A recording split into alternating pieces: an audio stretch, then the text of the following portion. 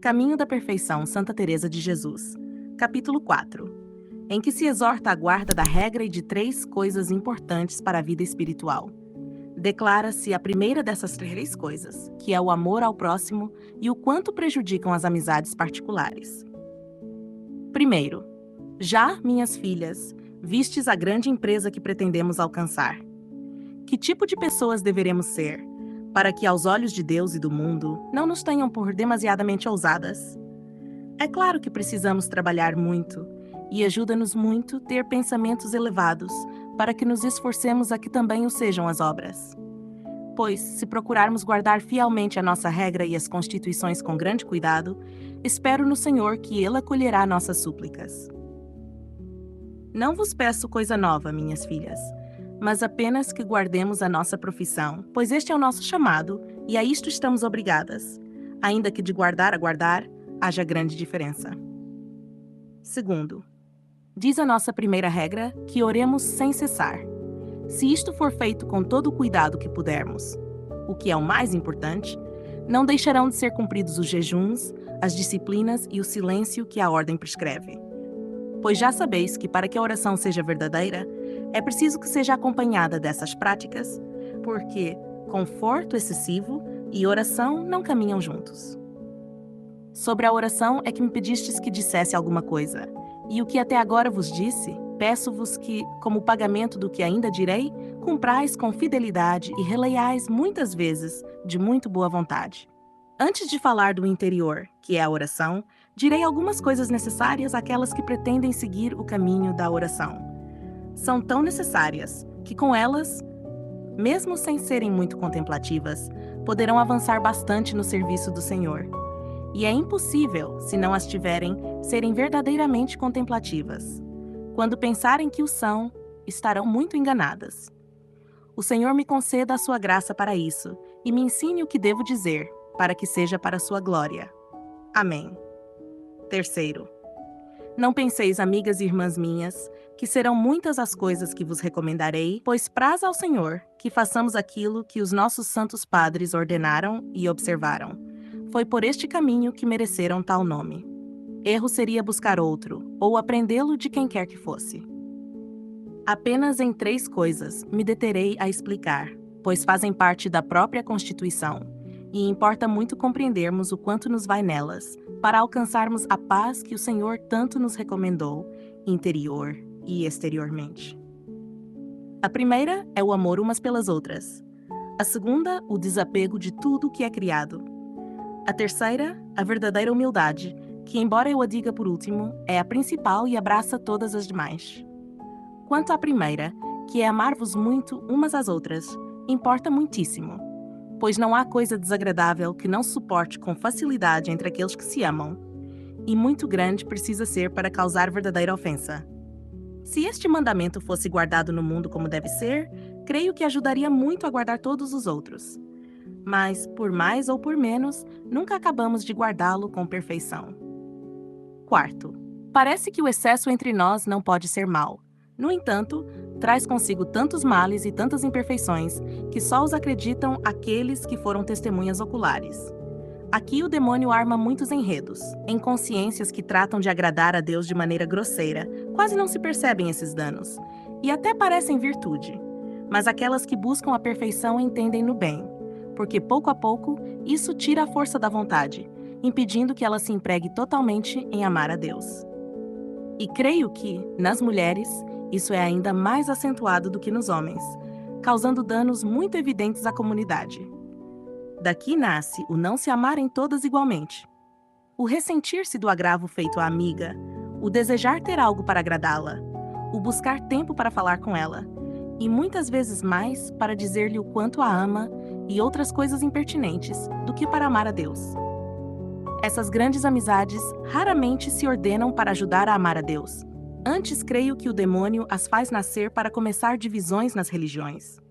Quando é para servir a Sua Majestade, logo se percebe, porque a vontade não vai com paixão desordenada, mas buscando auxílio para vencer outras paixões.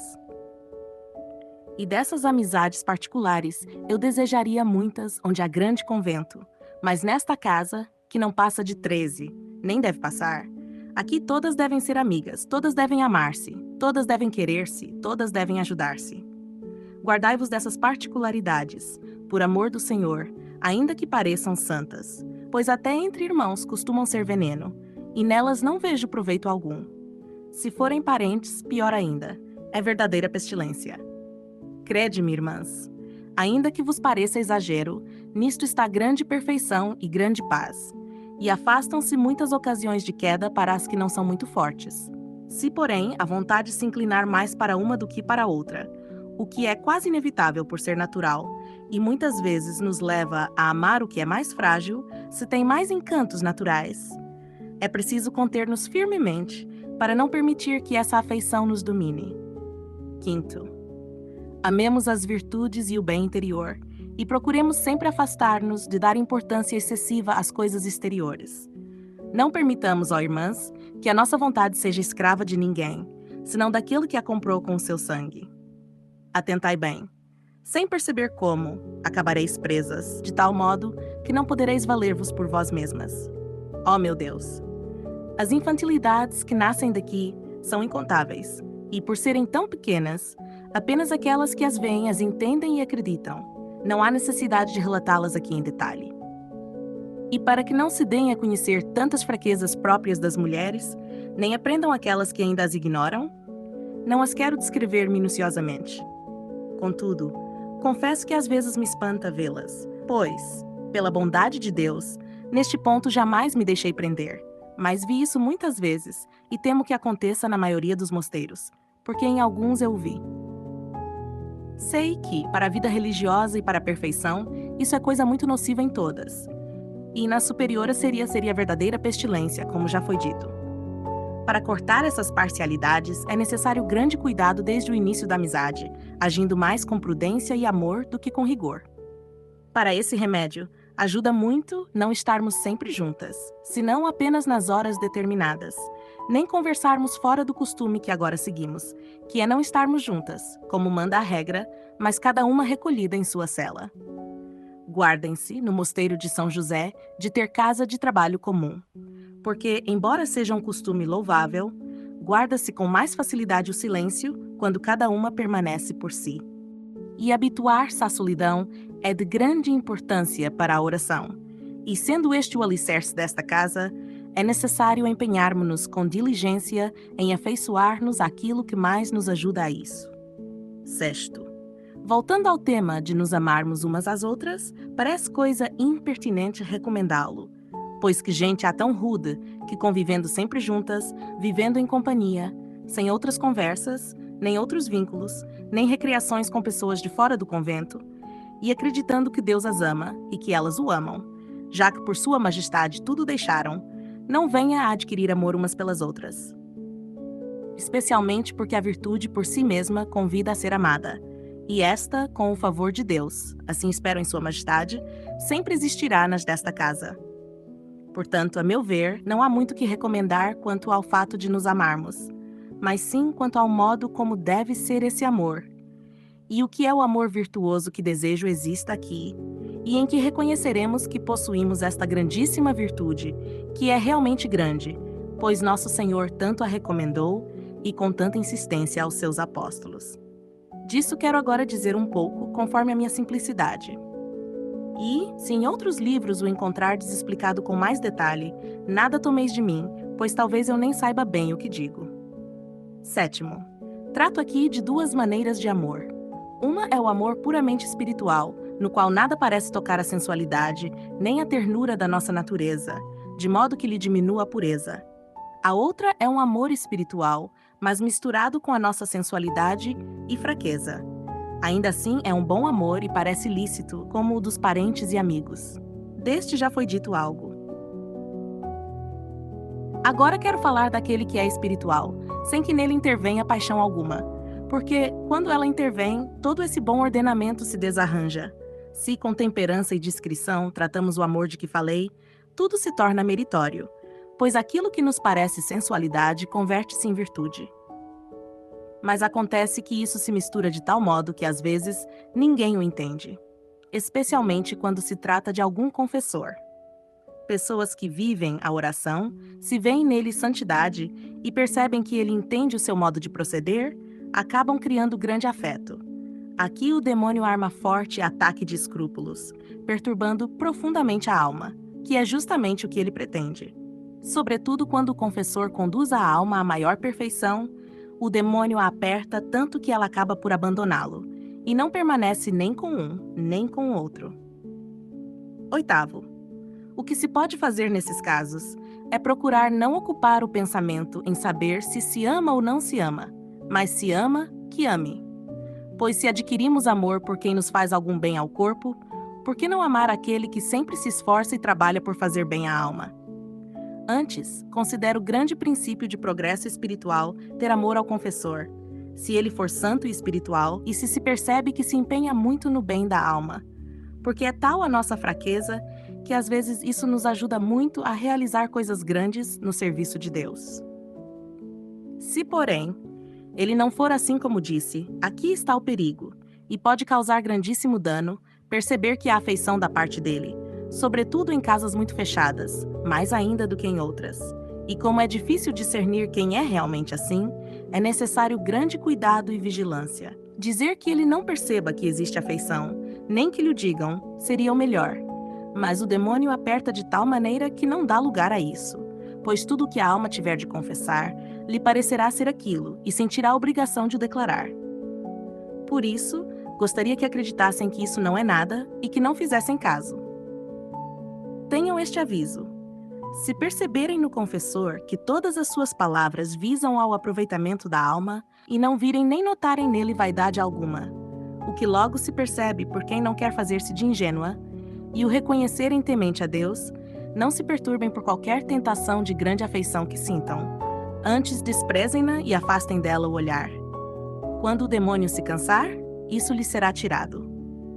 Mas, se no confessor se perceber alguma inclinação à vaidade, tudo se deve ter por suspeito.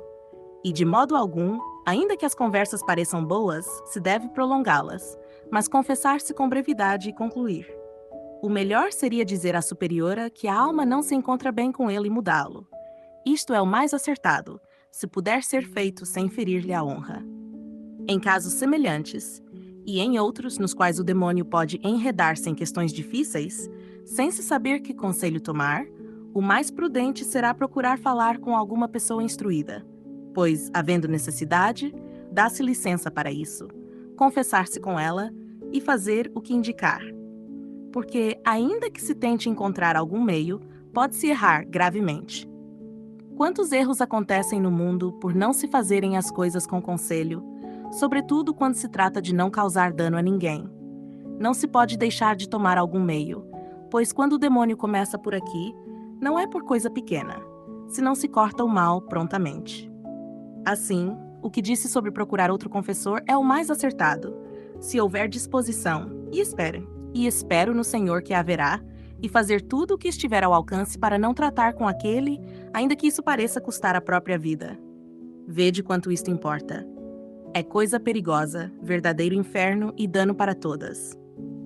E digo que não se espere ver grande mal, mas que desde o princípio se corte por todos os meios que puderem e que em boa consciência julgarem lícitos. Espero, porém, no Senhor que Ele não permitirá que pessoas que devem viver sempre na oração possam ter afeição, senão por quem seja verdadeiro servo de Deus. Isto é muito certo. Ou então, é certo que não tem oração nem perfeição conforme ao que aqui se pretende. Porque, se não virem que ele entende a sua linguagem e se comprazem em falar de Deus, não o poderão amar, pois não é semelhante a elas, e se o for, com as pouquíssimas ocasiões que aqui haverá, ou será muito simples, ou não quererá perturbar-se, nem perturbar as servas de Deus. Já que comecei a falar disso, como disse, é este todo ou o maior dano que o demônio pode causar em mosteiros de clausura, e muito difícil de ser percebido. Pode-se ir estragando a perfeição sem se saber por onde. Pois se ele quiser dar lugar à vaidade, por tê-la em si, tudo se tornará pequeno também para as outras. Deus nos livre, por amor de Sua Majestade, de coisas semelhantes. Basta isso para perturbar a todas as monjas, pois suas consciências lhes dizem o contrário do que o confessor afirma, e se as apertam a ficar com um só, Não sabem o que fazer nem como sossegar, porque aquele que deveria aquietar e remediar é quem causa o dano. Muitas aflições dessas devem existir em alguns lugares, o que me causa grande compaixão. Por isso não vos admireis que eu insista tanto em fazer-vos compreender este perigo.